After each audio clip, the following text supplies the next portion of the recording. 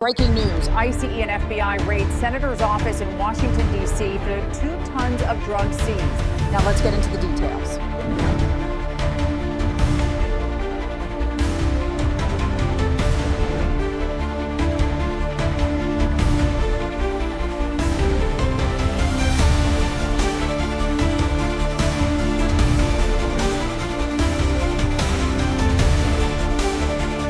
At 8:47 a.m. in Washington, D.C., the illusion of governmental stability shattered as federal agents stormed the Capitol in a lightning-fast breach that stunned the nation.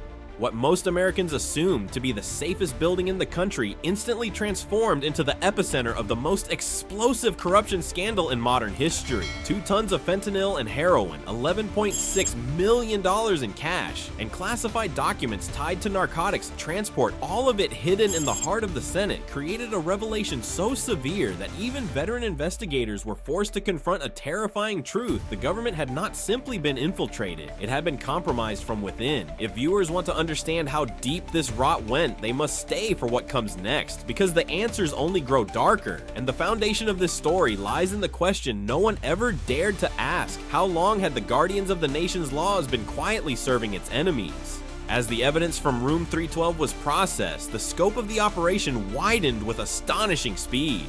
What initially appeared to be a senator-driven corruption case quickly evolved into the most extensive federal infiltration investigation since the Cold War. The 14-month covert inquiry, previously known only to 9 senior officials, had uncovered a labyrinth of roots, shell entities, encrypted networks, and political leverage points constructed to move narcotics with military-grade precision. If viewers truly want to grasp how an empire of this scale survived undetected, they must follow this phase carefully, because it reveals not only the methods, but the mindset of systemic corruption. And the value is clear: corruption survives when no one believes it could reach this far. The expanded investigation mapped the Meridian Syndicate's operations across 14 states. Drone data confirmed convoys traveling under fraudulent military contracts. Financial analysts traced payments through Balkan arms dealers, Hong Kong clearinghouses, and state procurement accounts. Intelligence units discovered that cartel engineers had collaborated with rogue military advisors to build advanced cross-border tunnels reinforced with steel ribs and equipped with climate control to preserve fentanyl stability. Each tunnel had its own overseer, and each overseer received direct instructions tied to Senator Hale's encrypted authorization codes.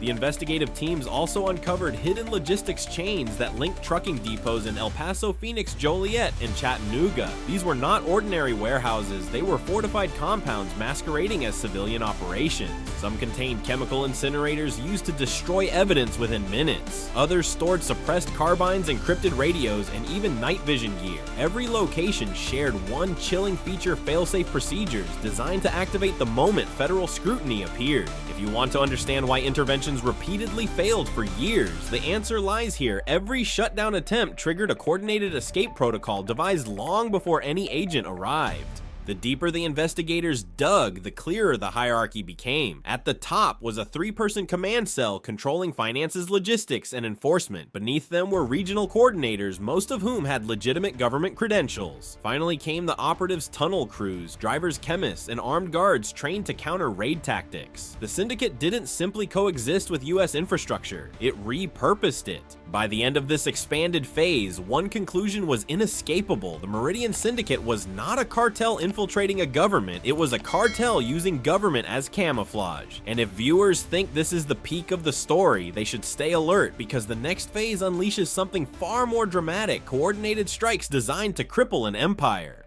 When the investigation confirmed the full extent of the Meridian Syndicate's reach, federal authorities initiated the most synchronized domestic strike since 9/11. Operation Fracture activated the moment Senator Hale's fingerprints were logged into federal custody, mobilized 3,200 agents across 14 states. The mission was simple in theory, but monumental in execution: dismantle a militarized narcotics empire in a single morning before it could vanish into its network of tunnels, safe houses, and forged federal protections. And if viewers want to understand how a nation responds when corruption becomes an internal threat, this coordinated assault offers the clearest, most dramatic demonstration. The value here is unmistakable: decisive action is the only antidote to institutional decay.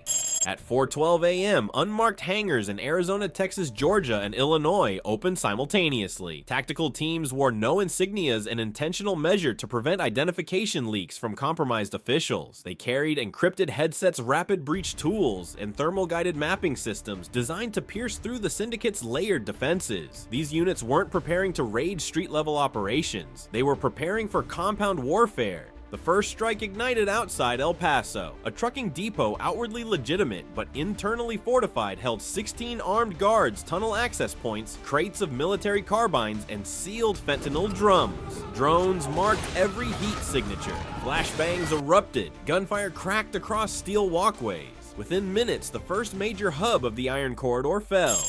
At 5:21 a.m., Phoenix exploded into a second battlefield. A conversion lab disguised as an auto shop attempted to self-immolate using chemical accelerants, but federal teams subdued the operator before the detonation sequence started. The lab's discovery confirmed what investigators already feared: the syndicate had prepared for scorched earth tactics to erase evidence. By sunrise, Georgia's logistics hub erupted into chaos. Cartel trucks barreled toward the highway at reckless speed. Agents deployed spike strips, flipping vehicles into ditches, while armored operatives exchanged fire between cargo containers. Gas grenades rolled under reinforced doors. Drones caught fugitives hiding inside refrigerated storage units, an escape method the syndicate had used twice before.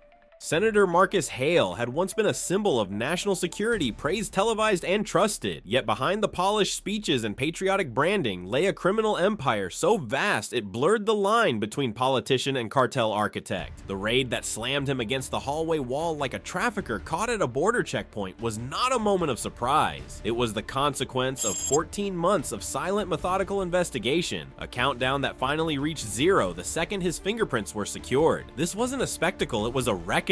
And the shocking raid at the Capitol was only the opening move of an operation designed to expose a system that had unknowingly enabled a narcotics empire to thrive. Each raid wasn't just tactical, it was symbolic. It demonstrated that the syndicate's illusions of invincibility were collapsing piece by piece under the weight of coordinated federal force. And if viewers believe this was the climax, they're mistaken. The numbers seized next would reveal a scale of corruption beyond anything previously imagined, setting the stage for the reckoning America could no longer avoid. By 8:03 a.m., as the final coordinated raids concluded, the enormity of Operation Fracture became unmistakable. The numbers pouring into the Federal Command Center were not statistics, they were the autopsy report of a system that had been quietly hollowed out for years. Agents seized 2.1 tons of narcotics, 412 weapons, $380 million in assets, and arrested 143 syndicate operatives across multiple states. Each figure represented a fracture point in the empire. Senator Hale had built a detailed ledger of how deeply the Meridian Syndicate had embedded itself in American infrastructure. If viewers want to understand the true scale of institutional corruption, nothing speaks louder than these totals. And the core value to hold on to is this: numbers don't lie, especially when they reveal the truth that power tried to bury.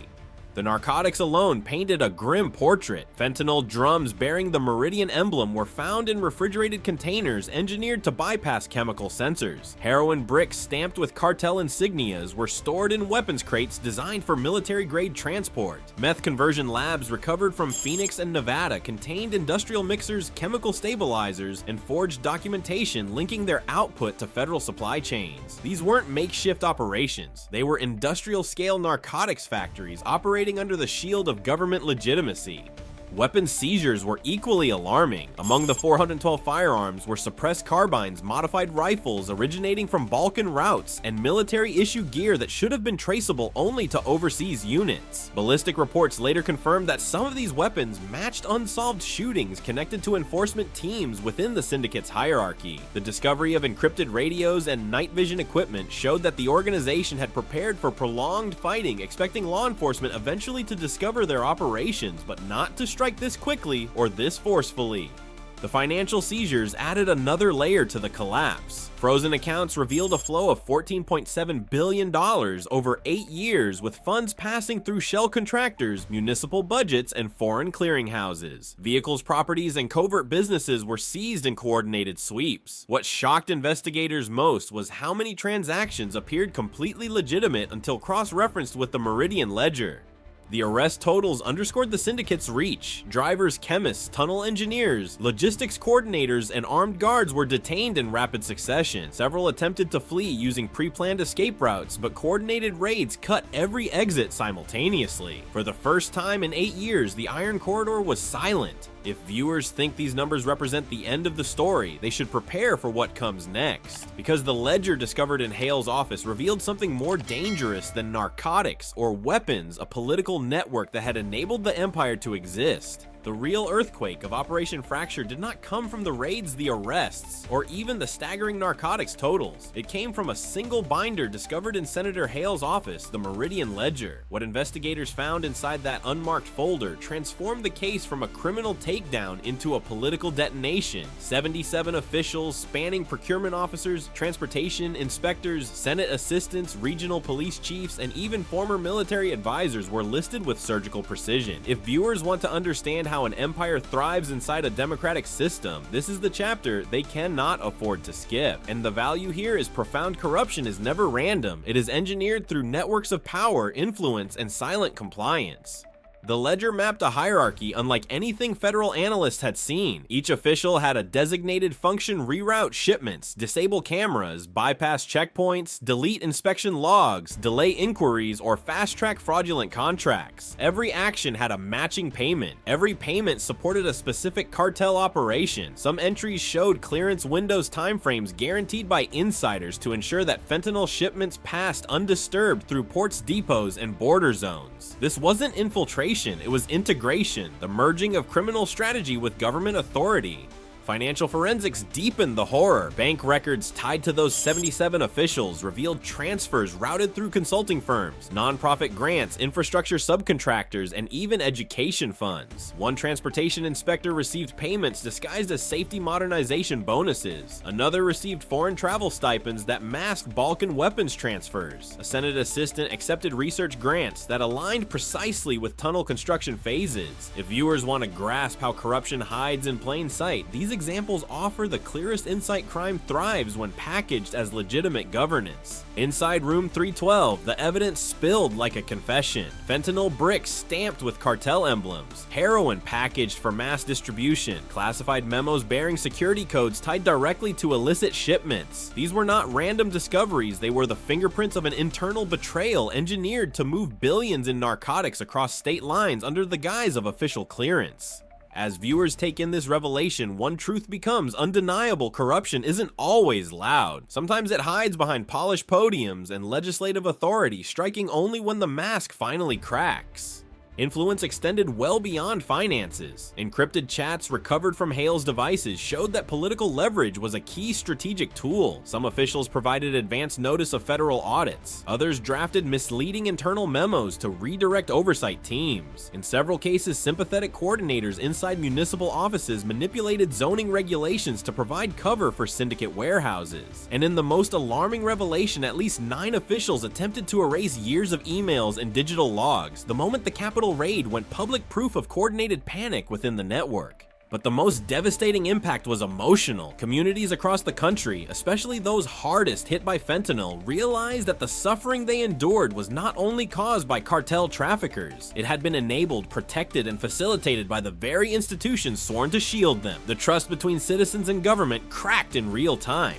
The collapse of the Meridian Syndicate marked a turning point in the United States' confrontation with institutional corruption. The scandal erupted when federal agents raided the Capitol and uncovered fentanyl, heroin, and millions in cash inside Senator Marcus Hale's office, evidence that a powerful narcotics operation had embedded itself directly into the government. Over 14 months, investigators mapped a sprawling criminal architecture spanning tunnels, fortified compounds, forged military convoys, encrypted couriers, and coordinated political cover. Operation Fracture triggered nationwide raids that dismantled labs, seized weapons, arrested operatives, and froze assets worth hundreds of millions. Yet the most devastating discovery was not the drugs or the money, but the Meridian Ledger, a detailed record proving that 77 officials across multiple levels of government had actively enabled the syndicate's operations. Each listed action rerouted shipments, bypassed inspections, deleted reports, revealed a system weaponized from within. The fallout reverberated through every corner of American society. Public institutions confronted the reality that their failures had been engineered through corruption rather than incompetence. Communities devastated by fentanyl finally saw proof of how deeply the betrayal went. In response, federal agencies initiated an unprecedented purge indictments, suspended departments, overturned rulings, and sweeping reforms to restore transparency and oversight. The crisis forced the nation to confront difficult questions about trust governance and the fragility of democratic systems when unchecked power is allowed to fester.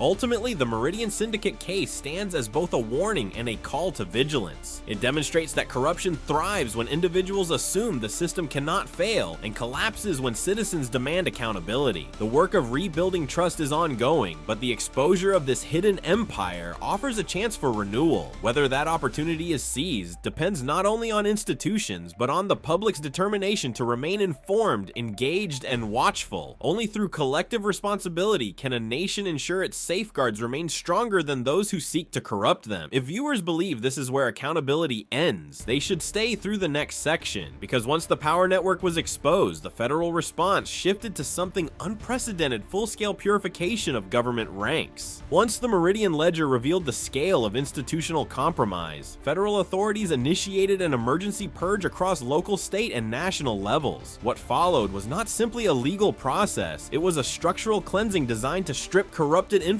from every layer of governance. For decades, Americans had suspected that unseen hands were steering drug pipelines past checkpoints and oversight systems. Now those suspicions had crystallized into undeniable proof. If viewers want to understand how a nation begins to heal after systemic betrayal, this phase delivers the clearest blueprint, and the value here is crucial. Accountability only matters when it is applied without fear or favoritism.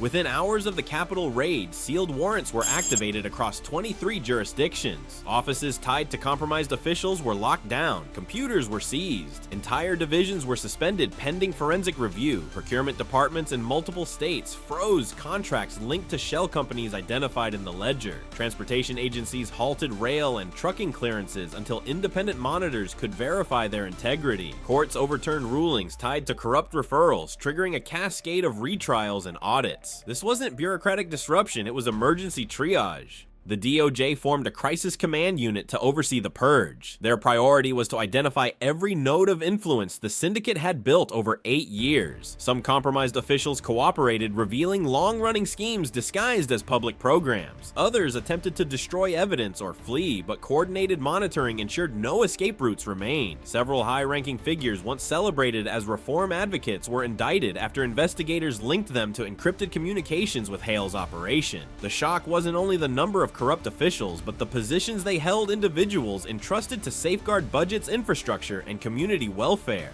Meanwhile, public institutions struggled to process the emotional weight of the revelations. Hospitals traced delayed funding back to officials on the syndicate payroll. School districts realized that unexplained resource shortages aligned with periods of heavy cartel activity. Police departments discovered that pursuit logs had been quietly altered to obscure trafficking routes. The public outrage was immediate and justified. For many communities devastated by fentanyl, the betrayal felt personal proof that their suffering had been prolonged by leaders who enabled a criminal empire. The shock raid wasn't just a law enforcement victory, it was a warning, a reminder that when institutions fail to protect themselves, they cannot protect the people they serve. And right now, America was about to learn just how fragile its safeguards truly were. To restore integrity, federal agencies implemented sweeping reforms. Independent oversight boards were established. Real-time auditing systems replaced outdated manual logs. Rotation protocols prevented officials from overseeing the same sector long enough to embed corruption. It was not a perfect solution, but it marked a critical first step toward rebuilding trust. If viewers believe this cleansing marks the end of the crisis, they should stay for the final chapter, because the fallout is still unfolding, and the question facing America now is what kind of future it chooses after witnessing corruption from the inside out. As the dust settled over one of the most sweeping anti-corruption operations in American history, a sobering truth began to take shape. Dismantling the Meridian Syndicate was only the first step. The deeper challenge, the one that would define the nation's future, was reckoning with how such a vast criminal empire had thrived inside its own institutions for nearly a decade. If viewers want to understand what comes next, this final section offers both perspective and direction, and the value here is powerful awareness is protection, but action is transformation. In Washington, the fallout was immediate. The Senate resembled a command center rather than a legislative body. Press aides raced through corridors, leaders from both parties held emergency briefings, and oversight committees launched parallel investigations into the years of silent complicity that had enabled the Iron Corridor to grow unchecked. The DOJ's interim report emphasized one chilling conclusion: drugs did not infiltrate America solely through its borders, they penetrated through the silence of the officials meant to guard its gates. That realization forced lawmakers to confront an uncomfortable question: how many other vulnerabilities had gone unnoticed? Across the country, communities processed the revelations with a mix of shock and vindication. Families in Chicago who had lost loved ones to fentanyl overdoses now saw Senator Hale's signature on clearance orders that had facilitated those very shipments. Officers in Phoenix discovered their pursuit logs had been manipulated to hide cartel movements. Activists in El Paso, long dismissed as alarmists, finally held tangible proof of tunnels and trucks coursing beneath their feet. The national conversation shifted from blame to demand, from wondering who was responsible to insisting that such a breach never happen again. This reckoning sparked a wave of reforms. Federal agencies instituted long-delayed security upgrades. Transparency protocols reduced the power of any single official to override inspections. Whistleblower protections were strengthened to encourage early warnings instead of silent fear. And educational campaigns aimed to rebuild public trust, reminding citizens that vigilance was as essential as enforcement. America stood at a crossroads: either learn from the devastation or risk repeating it. Looking forward, the future remains uncertain but not hopeless. The collapse of the Meridian Syndicate exposed the cost of institutional fragility, yet it also revealed a truth worth remembering: corruption is powerful, but collective accountability is stronger. The next chapter belongs not to the criminals or the officials who failed, but to the citizens determined to safeguard their nation's integrity. So here's the question worth asking, one that only you can answer. What responsibility do we each hold in ensuring that power is never misused again? If this story opened your eyes, share your thoughts. Your voice shapes the next investigation, the next reform, the next safeguard. Thank you for watching, for thinking critically, and for refusing to look away. Your engagement ensures that stories like this reach those who need to hear them most. The discoveries inside Senator Hale's office were not merely incriminating, they were structural blueprints of a criminal empire built directly into the machinery of the U.S. government. As agents pried open the steel cabinet in room 312, what spilled onto the marble floor made one fact unmistakable: the Meridian Syndicate had fused itself with federal power. Viewers who want to understand the full scale of this operation should stay focused, because the deeper the investigation went, the more the lines between government and cartel dissolved. The value here is simple: recognizing how corruption operates is the first step to preventing it from returning. The documents scattered across the desk revealed a network far beyond a single senator's deception. Clearance codes matched to military convoys, altered inspection logs, fast-track authorizations for cargo shipments that bypassed narcotic screening entirely. These weren't accidents or loopholes, they were deliberate engineering choices crafted to ensure the syndicate's narcotics moved through the country as smoothly as federal aid shipments. Every signature, every timestamp, every coded authorization traced back to Senator Hale, exposing his role not as an accessory, but as the central architect of a $14.7 billion trafficking pipeline. The office also contained dozens of encrypted communication devices, each tied to handlers stationed across Arizona, Illinois, Texas, and New Mexico. The FBI's analysis would later confirm that Hale operated more like a cartel commander than an elected official. He oversaw tunnel construction schedules, approved transport routes, assigned off-the-books contractors, and even coordinated with foreign operatives. If viewers want to know why the drugs kept flowing despite repeated enforcement attempts, the answer lies here: the system meant to stop. The pipeline had been repurposed to protect it. Even the physical layout of the office told a story. False bottom drawers held ledgers listing payouts to friendly inspectors. A hidden compartment beneath the floor tiles contained diplomatic envelopes stuffed with cash, and a single folder stamped with the designation Hale 17A contained emergency override powers used to redirect law enforcement attention away from syndicate hubs during critical shipments. This wasn't infiltration, it was command and control. The central operation exposed in that room revealed a terrifying truth the Meridian Syndicate never needed to hide in shadows. It operated in daylight, shielded by authority, protected by political influence, and legitimized by a senator's signature. Understanding this central betrayal sets the stage for everything that follows, and the next phase of the investigation would prove just how deep the rot had spread.